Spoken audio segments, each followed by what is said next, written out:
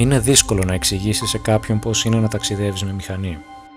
Να καταλάβει γιατί επέλεξες την πιο παράξενη διαδρομή για να φτάσεις σε ένα μέρος αδιαφορώντας για την άνεση της εθνικής οδού. Να του δείξεις την προετοιμασία που χρειάζεται να κάνεις ίσως και για αρκετές ημέρες πριν ξεκινήσεις και την ανυπομονησία σου να φτάσει αυτή η μέρα. Όταν επιστρέψεις, θα του δείξεις φωτογραφίες από τα μέρη που πήγες, από τους ανθρώπους που συνάντησες στο δρόμο σου. Θα του πεις ιστορίες από όλα αυτά που έζησες αυτές τις ημέρες που ήσουν κολλημένος πάνω σε μία σέλα. Και το πιο πιθανό είναι να χαμογελάσει, να σε κοιτάξει λίγο παράξενα, να σε θεωρήσει τρελό που πέρασες όλη αυτή την τελειπωρία για κάποιο λόγο.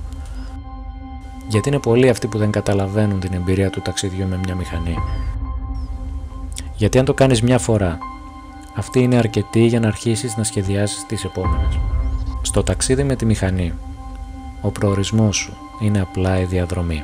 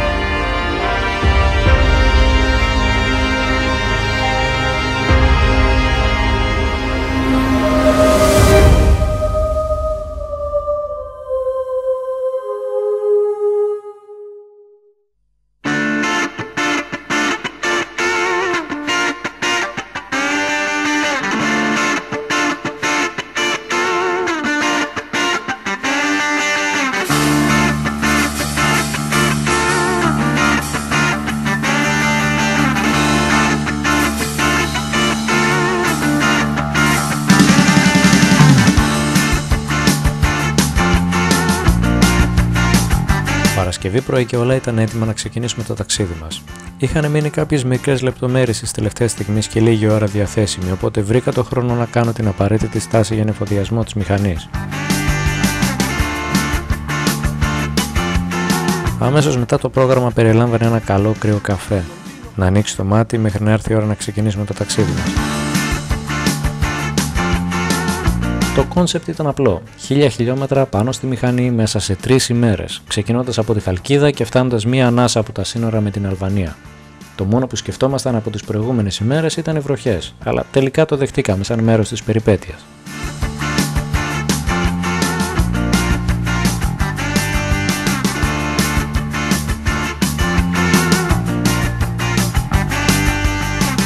Την επόμενη μέρα το πρωί ξεκινήσαμε για τον πρώτο μας προορισμό, το Καρπενήσι.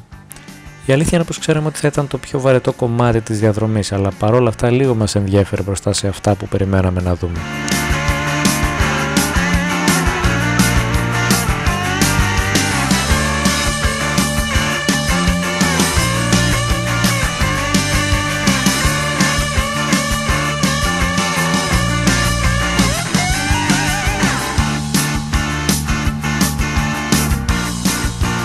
Η πρώτη μας στάση θα γίνει στο Χάνι του Πανέτσου, που είναι λίγο μετά τον Τυμφριστό.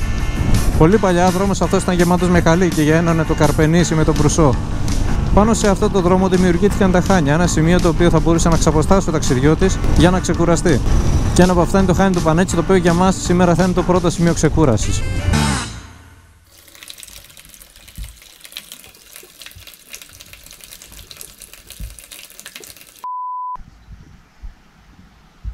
Και είναι και λίγο έτσι. Εντάξει, μπράβο, εκεί. Για κράτα το εκεί. Κάνουμε μια κίνηση. Κάναμε και το live στο Instagram, ώρα για καφεδάκι.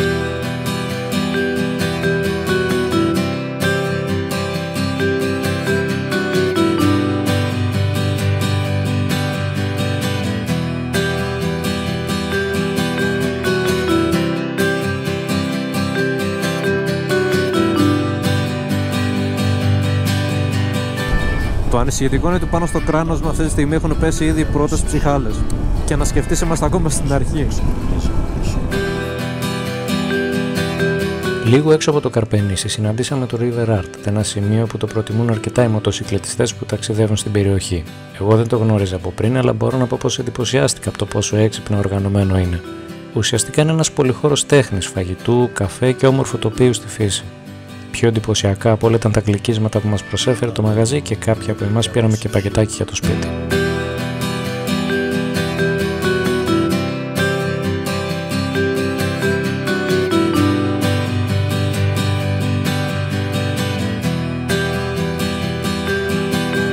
Εμείς καθίσαμε όμως λίγο παραπάνω και τελικά ο καιρός μας πρόλαβε, αφού οι πρώτες ψυχάλες άρχισαν ήδη να πέφτουν. Για βρεβούλα είναι, θα περάσει.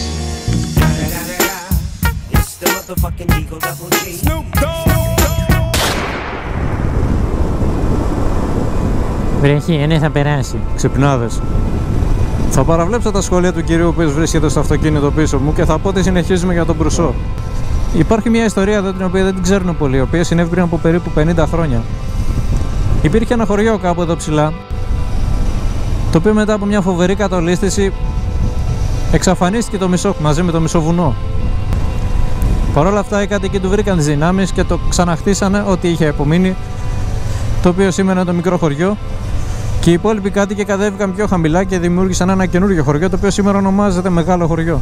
Πόση δύναμη χρειάζεται για να το κάνεις αυτό. Αλλά από μία άποψη τους δικαιολογώ, γιατί η Ευρετανία είναι ένα φανταστικό μέρος. Όπου και να γυρίσεις το βλέμμα σου, βλέπεις ένα υπέροχο θέαμα. Βλέπεις αυτές τις υπέροχες εικόνες που το μόνο που μπορούν να σε προκαλέσουν είναι ηρεμία και θαυμασμό.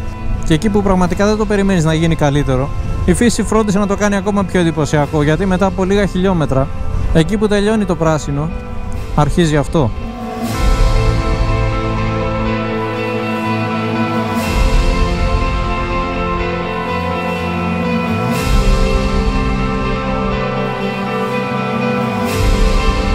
Κοίτα εδώ ρε φίλε, κοίτα εδώ.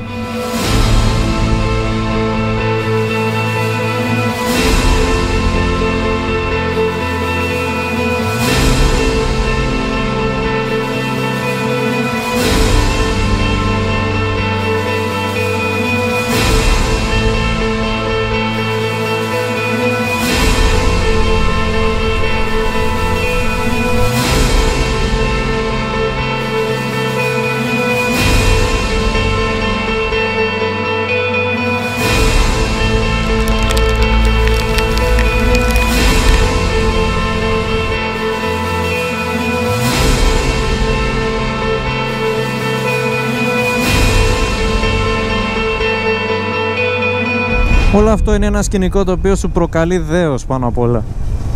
Αυτός ο τεράστιος όγκος από βράχια νομίζεις ότι έχει βγει από κάποια ταινία του Hollywood, από αυτές που φτιάχνουν κάποια μέρη από μυθιστορήματα. Και όπου να είναι, κάπου από εδώ θα ξεπεταχθεί κάποιο Hobbit μες στη μέση του δρόμου. Και οι βράχοι είναι τόσο κοντά σου που νομίζεις ότι αν απλώσεις το χέρι θα τους ακουμπήσεις πραγματικά.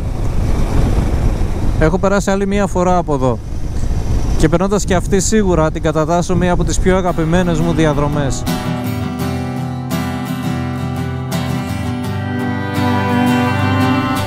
Και πήραμε αυτόν τον κατηφορικό απότομο δρόμο για να βρεθούμε εδώ.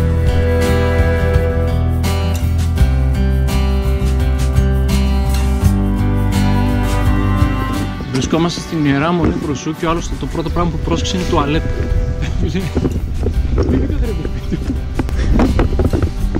Ποιους ανθρώπους έχω μπλέξει.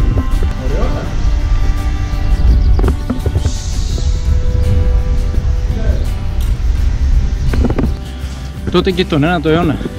Τι? Τον 9ο αιώνα Μουχού που χτίστηκε το μοναστήρι. Ναι. Δεν είχαν ασανσέρ. Σου λέει. Ποιοι ήταν οι Χούλοι, πόσα βάγανα είναι πάνω. Φίλε. Ταξιδιωτικό σου λέει μετά. Αυτό γυμναστική ρε φίλε. Και πήγα και γράφτηκα στο γυμναστήριο, είναι δυνατόν. Εδώ θα έρθω. Παιδιά, εγώ άλλες 2 φορές θα ανέβαινα άνετα.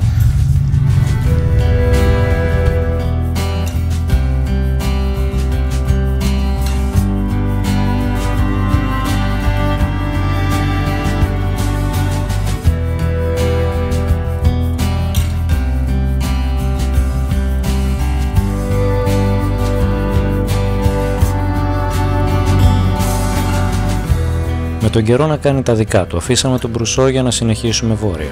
Για να πω την αλήθεια, φεύγοντας από εκεί, πίστευα πως ό,τι εικόνα, ό,τι είχα να πάρω από τη φύση σε αυτό το μέρος, το είχα πάρει. Άλλωστε, μόλις είχα περάσει το φαράγγι του κλειδιού, τι πιο εντυπωσιακό θα μπορούσα να δω. Κι όμως τα βουνά της Ευρυτανίας έχουν πάντα το δικό τους τρόπο να σε εντυπωσιάσουν. Η κάθε εικόνα που παίρνεις από εκεί είναι ξεχωριστή. Ξαφνικά βρεθήκαμε ανάμεσα σε ψηλά έλατα, σε ένα στενό, άδειο κατηφορικό δρόμο, γεμάτο στροφές, και όλα αυτά μέσα στα σύννεφα.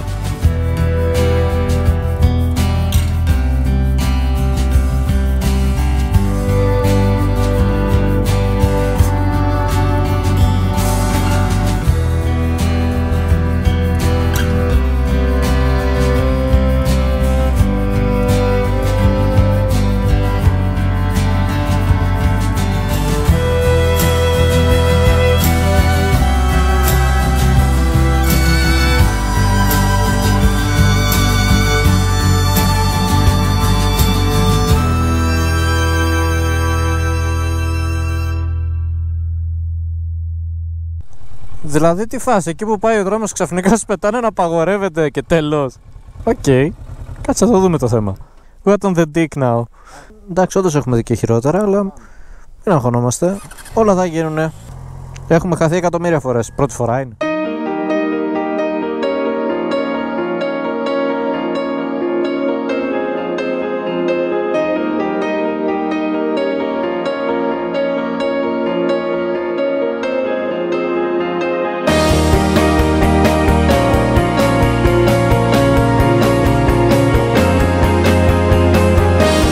Κοίτα!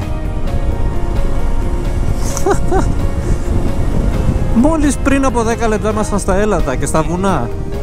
Τι είναι αυτό? Τι είναι αυτό ρε?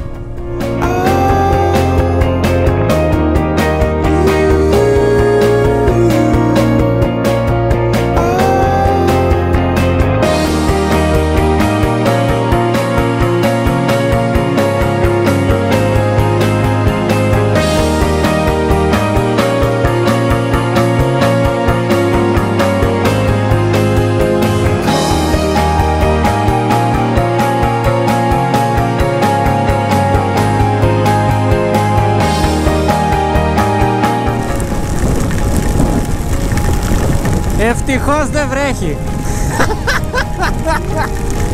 Τι λες τώρα ρε φίλε? Σόπα ρε. Τι γίνεται? Εντάξει, έχει λίγο υγρασία η περιοχή.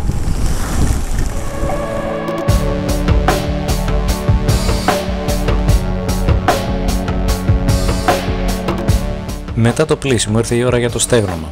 Με ανοιχτό αλλά βαρετό δρόμο μπροστά μας, η Άρτα μου φάνηκε ένα πέταγμα από το Αγρίνιο.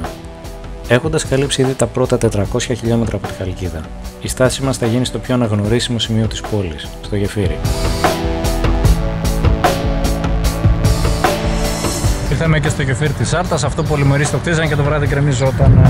Ποιος ξέρει τι κάνει fire live τότε. Πολύ ωραίο μέρος, αλλά πρέπει να βιαστούμε.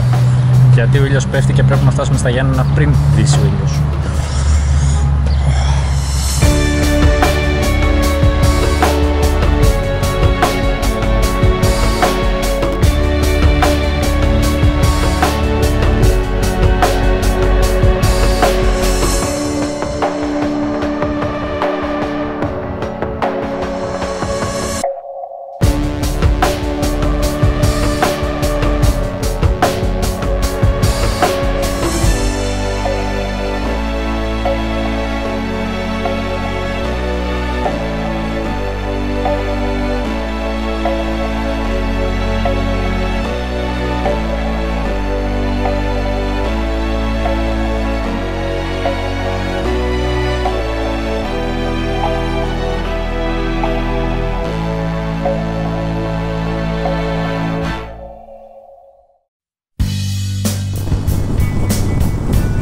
Η ώρα κοντεύει 8 και σίγουρα είχαμε μια πολύ γεμάτη μέρα. Μια γεμάτη μέρα σε χιλιόμετρα, μια γεμάτη μέρα σε εικόνες.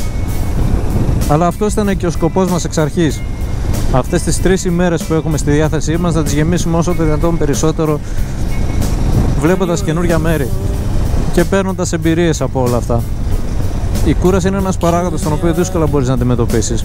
Η σημερινή όμως μέρα ήταν απλά για μας το πρόγευμα, γιατί αύριο θα πάμε σε διάφορα άλλα μέρη. ένα εκ των οποίων είναι καταγεγραμμένο στο βιβλίο το ρεκόρ Guinness. Αλλά παρόλα αυτά θέλω ένα μπάνιο και να αράξω. So fucking special. I wish I was special, but I'm a creep.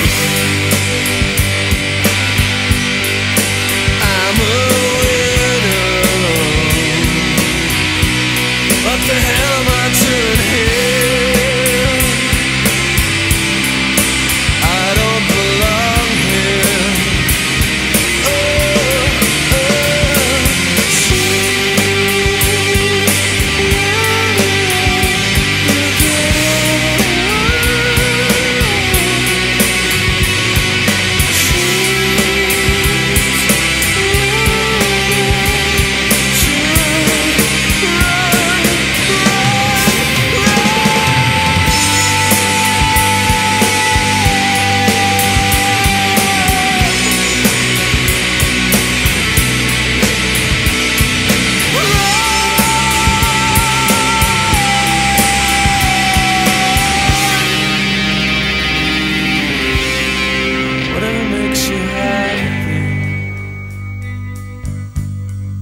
Whatever you want, you're so fucking special. I wish I was special, but I don't belong here.